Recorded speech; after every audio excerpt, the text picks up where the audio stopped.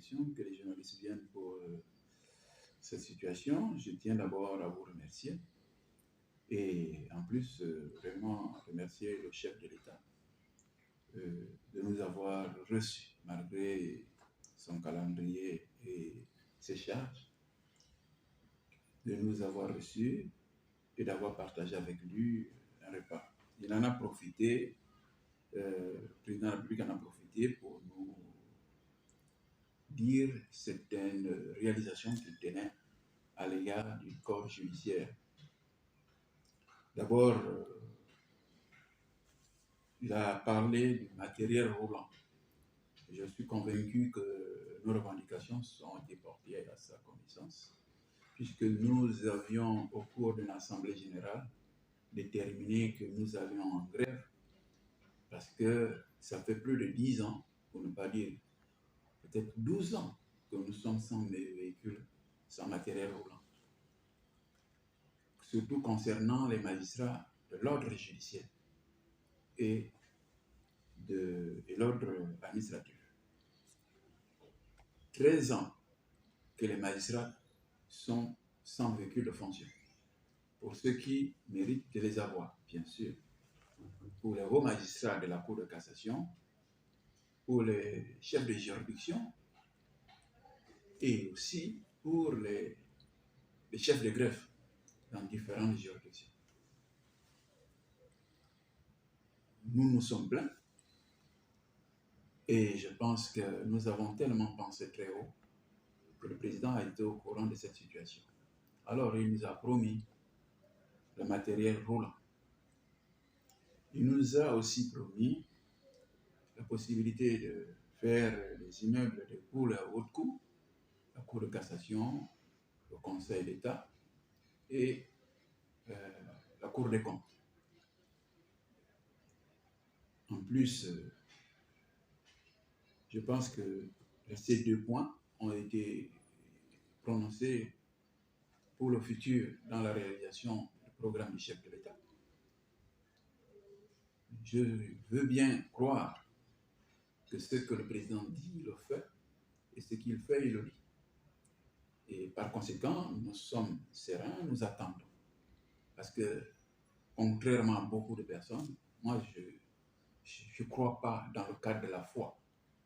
La foi, c'est quelqu'un qui attend sans y croire. Moi, je crois que quand je vois, donc à la différence de beaucoup, c'est Saint Thomas qui est mon disciple, c'est mon saint préféré. Et je souhaite, c'est ce que le président a dit, qu'il le fasse. Et nous attendons pour pouvoir constater la réalité de ce qui a été dit. Donc ça veut dire le matériel roulant. Pour quand? La construction des immeubles pour les hautes cours, pour quand? Nous attendons. Nous ne pouvons pas apporter à proprement parler des critiques pour le moment, parce que ce qui a été dit hier ne peut pas être critiqué aujourd'hui. Nous attendons donc voir d'ici la fin de l'année, pour ne pas dire en début de l'année 2023, c'est ce qui a été dit pour être réalisé. Au moins, pour les immeubles, un commencement. Cependant, nous aurons voulu que le président parle de la révision de nos salaires. Parce que nous avons fait part, et je l'ai dit plusieurs fois, qu'il est impossible aux magistrats de vivre dans les conditions qui sont les nôtres actuellement. Nous ne pouvons pas avoir une prime de logement de 200 000 lorsqu'on sait que les hauts magistrats sont obligés d'avoir des loyers de plus de 800 000 francs. Les 600 000 qui manquent, qui va essayer de trouver une solution. Nous sommes aussi conscients de ce que nous avons demandé que le statut des magistrats soit revu. Et nous avons fait un projet que nous avons déposé. D'après ce que j'ai entendu, c'est que ce projet serait devant le secrétariat du gouvernement. Nous tenons beaucoup à ce que ce statut progresse. Et nous demandons au président de la République de nous aider sur ce point. Je veux faire comprendre à le président de la République, je tiens à le remercier aussi, parce qu'il a fait valoir que la justice gabonaise s'est bien battue contre la corruption. Et je veux bien, et j'apprécie ces paroles. Nous le remercions pour ces mots gentils à l'égard de la corporation. Mais cependant, j'ai envie de faire comprendre qu'il y a une certaine réalité dans notre corporation.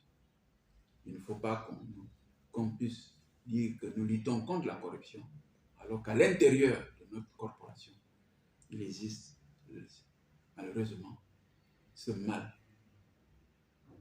C'est pour cela que nous demandons à ce que le salaire soit revu à la hausse. J'ai parlé la dernière fois, j'étais avec vous, que nous sommes les magistrats les plus mal payés, les plus mal rémunérés d'Afrique. Je ne vois pas la comparaison avec aucun pays francophone pour dire que nous avons à peu près le même salaire que tel pays ou tel autre.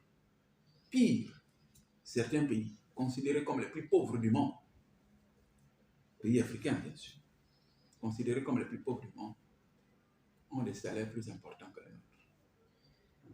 Je vous ai pris l'exemple d'un pays où un magistrat nouvellement recruté avait la possibilité de toucher le même salaire qu'un magistrat en fin de carrière au Gabon.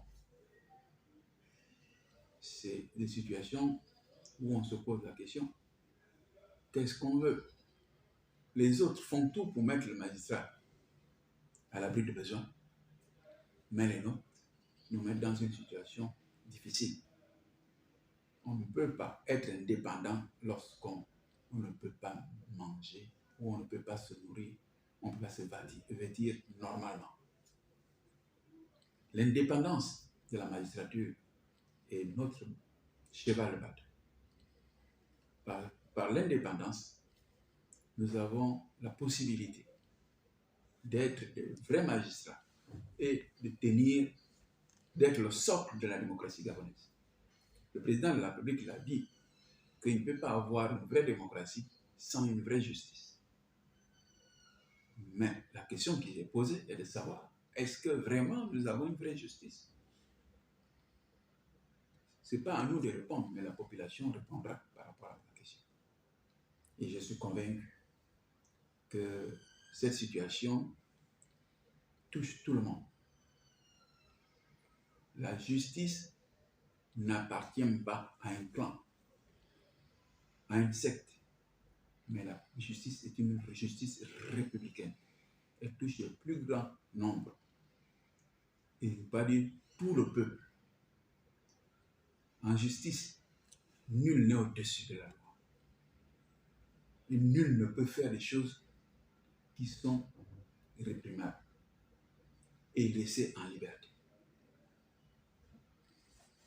La population compte sur nous pour régler au quotidien tous les différends qui les opposent. Et nous devons, ceux qui règlent le problème de la population ne peuvent pas avoir des problèmes eux-mêmes.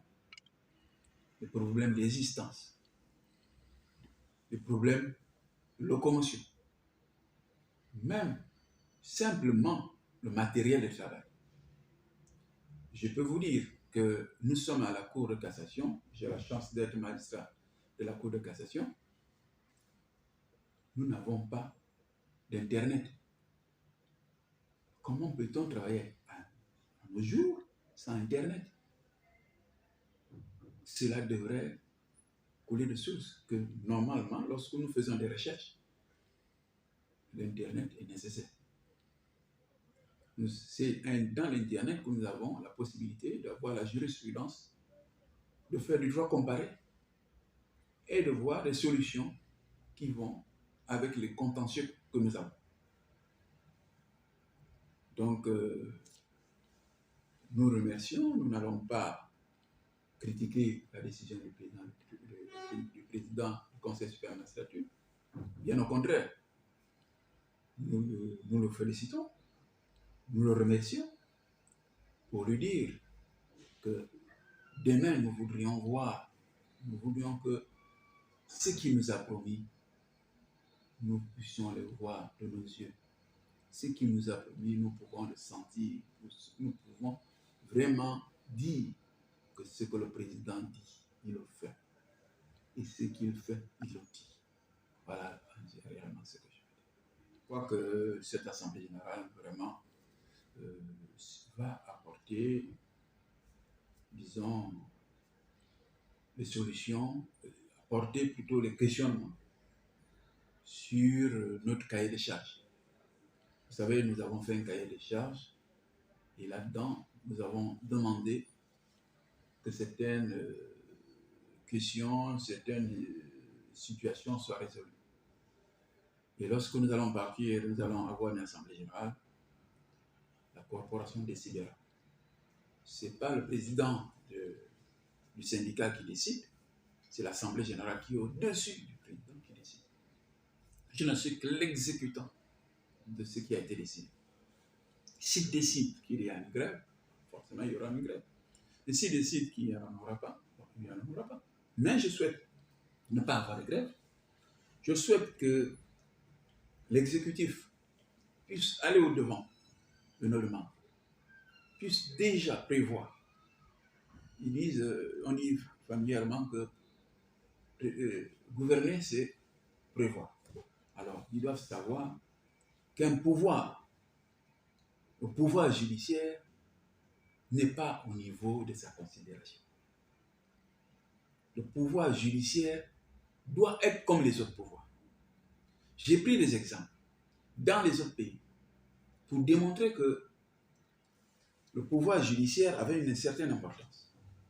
Dans certains pays, lorsque les hauts magistrats vont à la retraite, ils gardent leur salaire jusqu'à ce que mort s'en suive. Dans d'autres, ils ont les mêmes prérogatives. Ils ont les mêmes avantages que les membres du gouvernement. Nous n'avons ni l'un ni l'autre. On se pose même la question de savoir qu'est-ce qui fait de nous un pouvoir. C'est la question qui est posée à tous. Qu'est-ce qui fait de nous un pouvoir? Y a-t-il pas une erreur dans la Constitution pour faire de nous un pouvoir? Donc, nous sollicitons que nous ayons, et ça c'est un vœu, et je souhaite que le président, si le président peut m'écouter, peut avoir ce passage, nous souhaitons que nous ayons, sur le plan national, des états généraux de la magistrature. Nous devons revoir la magistrature de fond en comble. Nous devons revoir tout ce qui nous concerne dans la corporation. Nous ne pouvons pas continuer à aller trop au mur alors que nous avons la possibilité de trouver des solutions. Et c'est pour ça que nous demandons au président du Conseil supérieur de la magistrature de nous aider sur ce point. Les états généraux de la magistrature doivent se tenir. Les premiers qui ont eu lieu, tout ce qui avait été pris comme résolution n'a pas été respecté. Et même, je peux dire, les principales résolutions n'ont pas été respectées. Il faut qu'on donne aux magistrats les moyens nécessaires pour résister. Qu'on leur donne aussi une certaine considération. Savez-vous, je répéterai toujours, que sur à peu près plus de 500, 600 que nous sommes, je crois que les magistrats qui ont les médailles sont peut-être à 50 ou 20, entre 20 et 50 magistrats qui ont des médailles.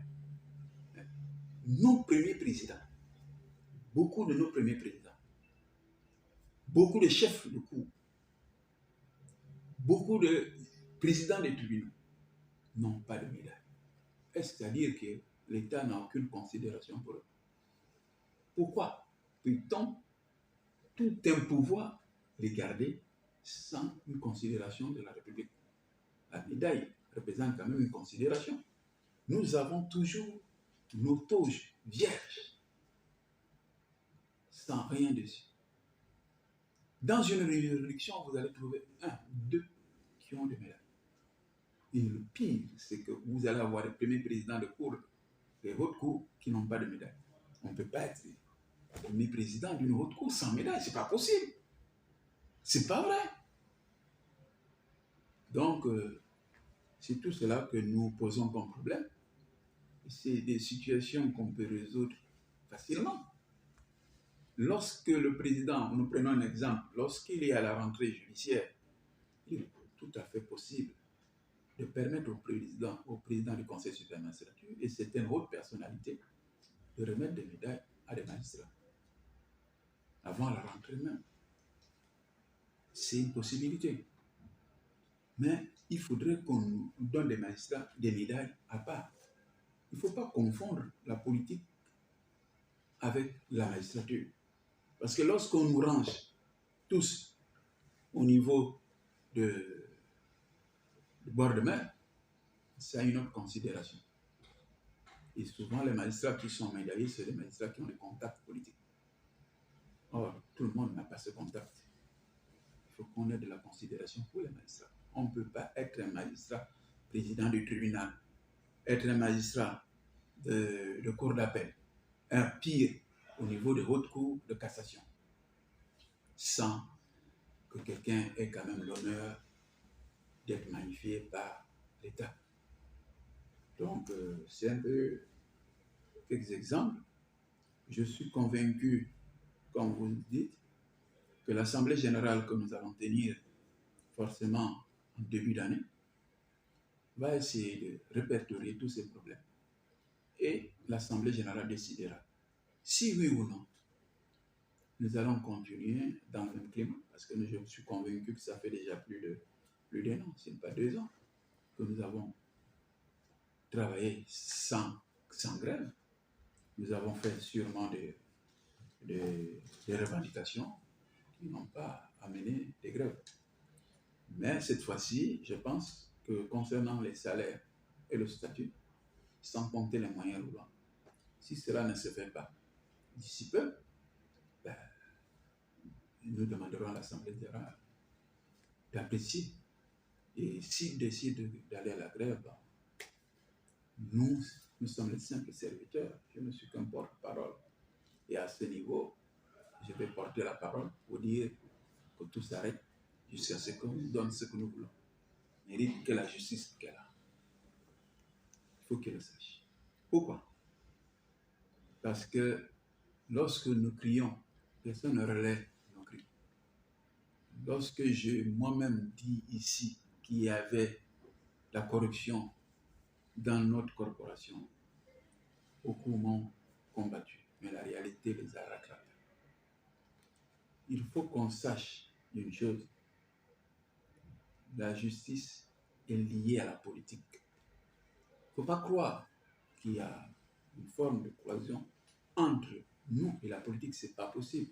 Même dans les plus hauts pays du monde, la politique a toujours eu un banc sur la justice. Mais il ne faut pas que ça soit d'une manière très voyante et d'une manière aussi récurrente, comme ça se passe. Nous devons savoir que la justice reste accrochée à la politique, au moins au pouvoir exécutif. Ce sont les pouvoirs exécutifs, c'est le pouvoir exécutif qui a les moyens et qui nous les donne. Nous sommes pas autonomes. Et quand ils ne donnent pas les moyens, ils mettent les magistrats dans une situation de précarité. Et qu'ils comprennent que la volonté politique agit sur le judiciaire. Il faudrait qu'en haut, on ait la volonté d'avoir une vraie justice pour que le peuple ait cette prestation de services qui correspondent à ses besoins. S'il n'y a pas cela, nous aurons toujours des difficultés. difficultés pour exercer notre profession. Parce que mine de rien, vous imaginez, je suis le président de chambre chargé du social, lui au moins en matière du droit du travail. Le dernier code du travail, je ne l'ai pas. Il y a une fois, on est allé en délibération, heureusement qu'on était en délibération. J'ai proposé une solution aux collègues. Heureusement, eux, ils avaient le nouveau code. On a pu refaire ma décision parce que simplement, ça ne correspondait plus aux normes. Comment peut-on, je prends cet exemple, comment peut-on laisser les magistrats sans leur donner les outils de travail? Si moi, j'ai rendu une décision en tant que dernière juridiction à rendre ce genre de décision, que pense-t-on de ceux qui sont AOM, Chibanga, Franceville, pour ne pas dire à l'intérieur du pays? Lorsqu'une loi comme celle du Code du travail est quand même apparaît dans, disons, la nomenclature de nos codes, il faudra que le ministère fasse en sorte que les juridictions soient dotées de ces nouveaux codes. Or, que fait-on? Si le magistrat lui-même ne paie pas ses outils de travail, il ne peut pas travailler normalement. Je prends un exemple. Nous sommes comme des soldats. Comment peut-on demander à un soldat d'acheter son arme? C'est la même chose qu'on nous fait. On demande aux magistrats d'acheter leur arme, d'acheter le code civil, le code de procédure civile, le code pénal, le code de procédure pénale, tout ce qu'il y a comme panoplie, on vous le demande que ça sorte de votre poche. Alors, on ne vous donne pas assez d'argent. Dans les autres pays, je prendrai toujours, il est prévu une indemnité pour ça. Mais nous n'en avons pas. Comment peut-on demander à quelqu'un qui n'arrive même pas à se nourrir de payer les outils de travail? Donc, je pense que cette année ne va pas être une année de bousculade. J'espère et je souhaite que nous n'allons pas en grève. Ce n'est pas mon souhait. Mais il faut savoir une chose, c'est que quand nous allons en grève, nous sommes souvent obligés d'y aller. Donc, par conséquent, cette année, si les choses se passent bien, si les promesses faites sont réalisées, il n'y aura sûrement pas. Je ferai le nécessaire pour qu'il n'y ait pas de grève. Parce que c'est un problème de compréhension. On ne peut pas nous donner ce que nous voulons et après contester. Non. Mais nous, c'est le contraire. Si on ne nous donne pas ce que nous voulons, nous sommes obligés de contester. Nous ne pouvons plus accepter cette situation. La situation que j'ai quand même un regard, une pensée pour nos anciens. C'est-à-dire que nous tous allons terminer par là, devenir des retraités, si Dieu nous permet de vivre jusqu'à la fin. Pour dire combien de fois nos retraités souffrent, comme les autres bien sûr. Mais moi je ne suis pas là pour tout le monde, je suis pour les magistrats. Pour dire qu'il faut que ça cesse, cette situation. Beaucoup de magistrats s'agrippent à demander le renouvellement parce que simplement ils ont peur d'aller à la retraite. On ne peut pas rester éternellement en activité.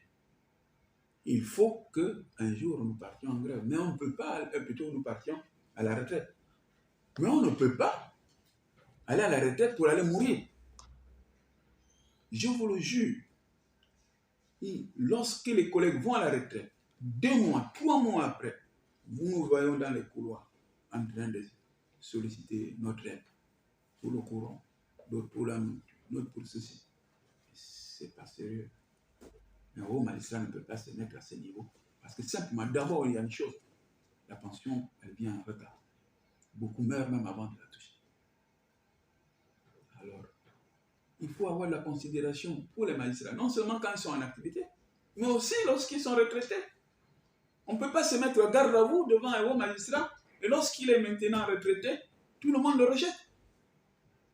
Il n'y a plus rien. Si les gens nous donnent 200 000 pour le logement, qu'a-t-il se retraiter lorsqu'il est On l'a laissé à lui-même, on l'a carrément abandonné. Qu'est-ce qu'il devient? On a vu des hauts magistrats à des postes suprêmes dans notre corporation devenir des maniants. Il faut que ça cesse. C'est comme la mort à la retraite. Nous tous, nous allons passer par là. Il ne faut pas que nous regardions les autres souffrir sans rien faire. Parce que nous aussi, demain, nous allons souffrir de la même.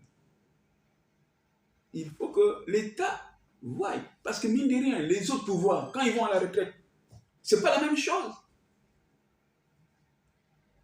C'est pas la même chose. Mais pourquoi mettons les magistrats tellement à ce niveau?